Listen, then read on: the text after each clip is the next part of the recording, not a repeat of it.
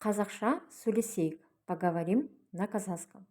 Сегодня познакомимся с фразами, которые вам будут необходимы для знакомства. Танысу, знакомство. Сәлеметсіз бе? Здравствуйте. Сәлеметсіз бе? Сәлем. Привет. Сәлем. Сізбен танысуға бола ма? Можно с вами познакомиться? Сізбен танысуға бола ма?